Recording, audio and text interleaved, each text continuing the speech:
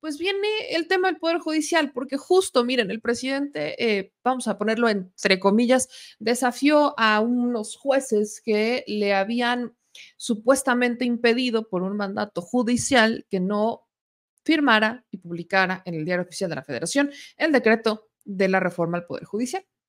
Entonces, ya sabemos que el presidente, pues eso como que no le importó mucho y en realidad es que tampoco tiene mucha sustancia. Es una reforma constitucional. Legalmente, pues están impedidos a las condiciones en las que fue aprobada, porque fue aprobada con todas las reglas, se siguieron todas las reglas. Quieren apelar, ya están metiendo una ola de amparos, ya están presentando acciones de inconstitucionalidad. Algunos son personajes, pues, trabajadores del Poder Judicial, otros son abogados, otros son colegios de abogados, otros son sindicatos, otros son trabajadores, otros son políticos como Movimiento Ciudadano, que fueron los primeros en presentar estas acciones de inconstitucionalidad por la manera en la que fue aprobada en la Cámara de Diputados. Ese fue Jorge Álvarez Maínez, Movimiento Ciudadano. Luego fue el PAN, que se fue a presentar una acción de inconstitucionalidad. Y bueno, ya sabíamos que iban a venir todas estas olas. No es la primera vez que lo vemos. En realidad, cuando fue la reforma educativa de Enrique Peña Nieto, también se presentaron reformas, se presentaron una ola de amparos, por supuesto que se presentaron, quizás no tan grandes y no tantos como los que vamos a ver en este momento. Si no estoy mal, ya van 1,500, si no estoy mal, ya van 1,500 amparos que se han presentado en contra de la reforma ya constitucional y que oficialmente ya está en vigor, hoy entró en vigor. Entonces, independientemente de esto, quiero recordar cómo fue un poco el criterio con el que la Suprema Corte decidió tumbar los amparos de la reforma educativa. Y el argumento es que ya era constitucional y que fue una reforma constitucional aprobada con todas las de la ley, con todas y cada una de las reglas, entonces no procedía. Quiero ver si vuelven a decidir de esa manera, porque esa es la única manera en la que deberían de resolver en la Suprema Corte. Ahora con más razón, no pueden ser juez y parte. Pero mientras estos amparos llegan y vamos a ver cuántos atraen, y recordemos que hasta la ministra Norma Piña dijo que iba a hacer una consulta para ver si el Poder Judicial o más bien la Suprema Corte podía atraer o pronunciar sobre el tema. Lo que es cierto es que en el marco de la discusión en el Congreso de esta reforma, el Poder Judicial no se quedó callado y no se quedó tranquilo.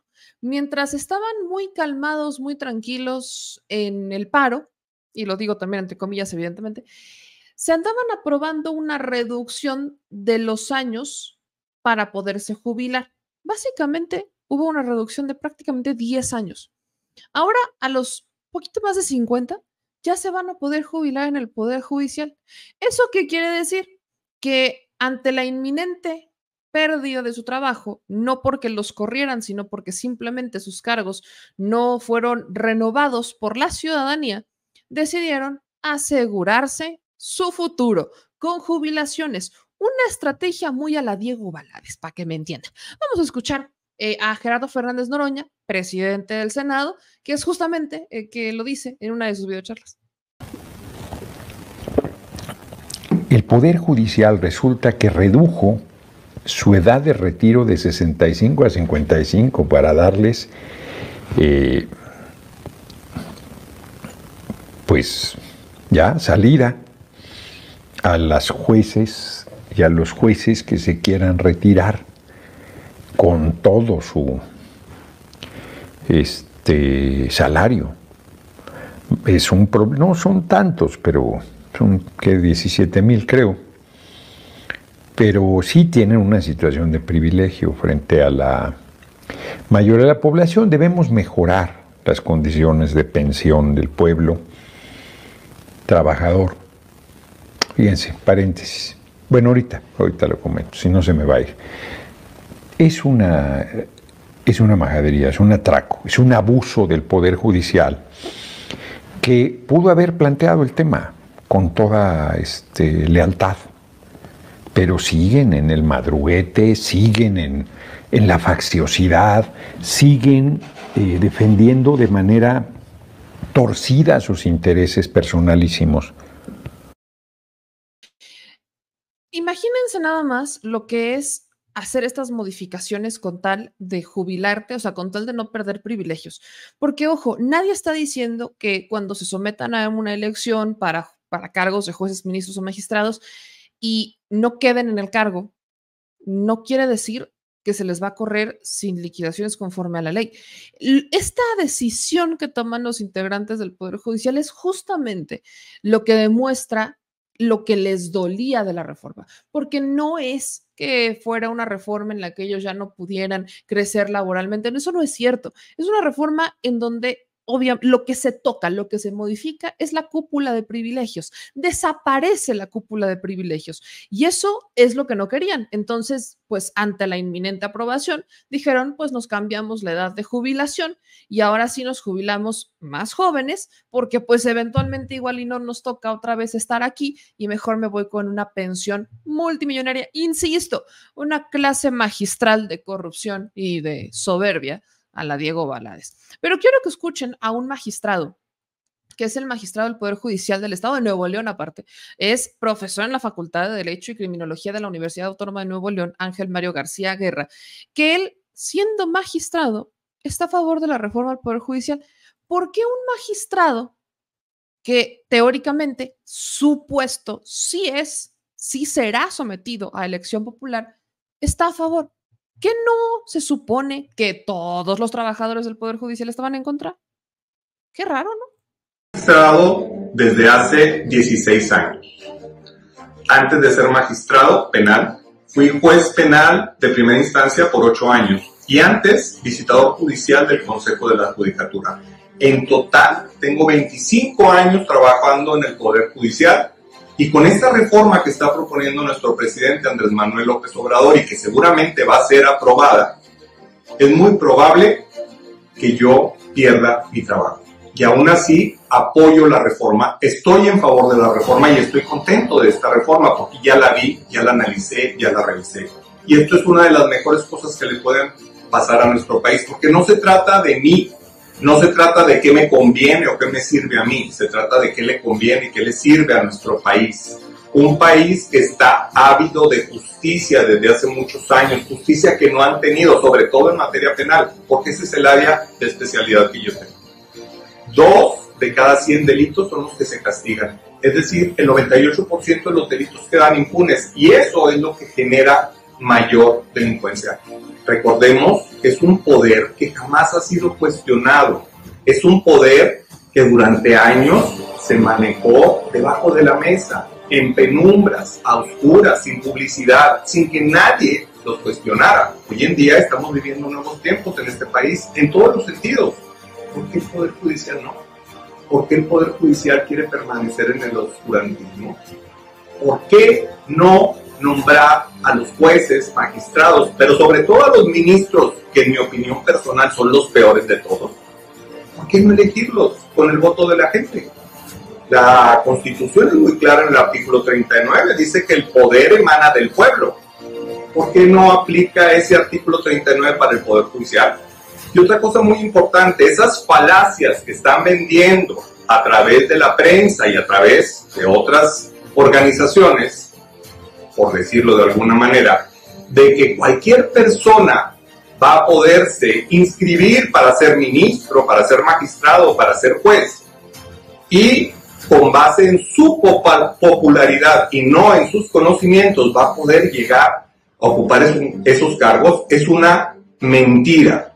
No es cierto que cualquier persona va a poder llegar a ocupar esos cargos. La propia reforma establece que habrá un proceso de calificación de los candidatos. ¿Y esos filtros en qué van a consistir? En conocimientos técnicos, en honestidad, en honorabilidad. Y una vez que se hayan cumplido con esos, entonces llegarán a la etapa de votación. Es falso que personas sin experiencia, personas sin conocimiento, lleguen a ocupar esos puestos. Pero sobre todo, no perdamos de vista algo que ha venido sucediendo por años en el Poder Judicial Federal y en los poderes judiciales de los estados. No es cierto que todos los que llegan lo hagan por méritos o por carrera judicial. Que dicho sea de paso, la carrera judicial no se va a terminar con la reforma. Los empleados del Poder Judicial, secretarios, actuarios, oficiales judiciales y demás, se les van a respetar todos sus derechos, en ningún momento van a quedar desprotegidos. A quienes se van a cambiar van a ser a los ministros primero, después a los magistrados y posteriormente a los jueces. Y tampoco perdamos de vista que al Poder Judicial Federal se le conoce como el poder familiar de la Federación. El nepotismo y el tráfico de influencias, de amiguismos que hay en esta institución es por todos conocido, no es ninguna novedad.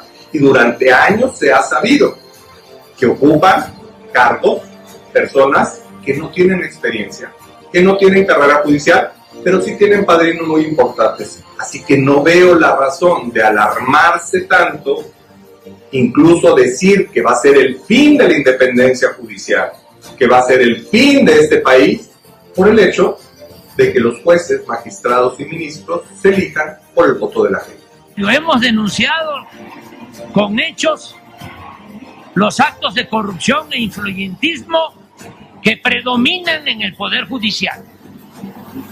Debido a ello, es que enviamos al Congreso una iniciativa para que el pueblo elija a jueces, magistrados y ministros, con el propósito de que impartan justicia en beneficio de todos y no estén al servicio exclusivo de la delincuencia organizada y de la delincuencia de cuello blanco, que estén al servicio del pueblo.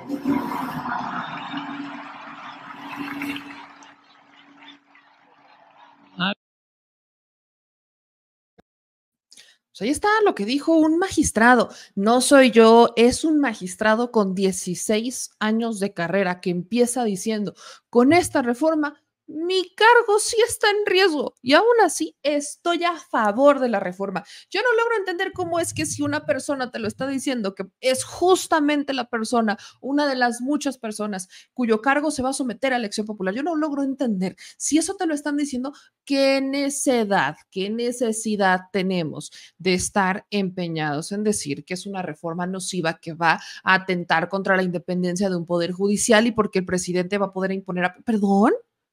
Si en este momento es la presidencia de la República con su mayoría la que deciden quiénes son magistrados y quienes ratifican, quienes deciden quiénes son ministros y quienes ratifican a los magistrados. Yo no sé de qué autonomía me están hablando, honestamente. Pero bueno, si usted se perdió en la comunicación, creo que hoy podríamos avanzar siquiera, aunque sea tantito, en eso de la reforma, ¿no? Que ya fue aprobada, ya entró en vigor y ahora vienen los amparos.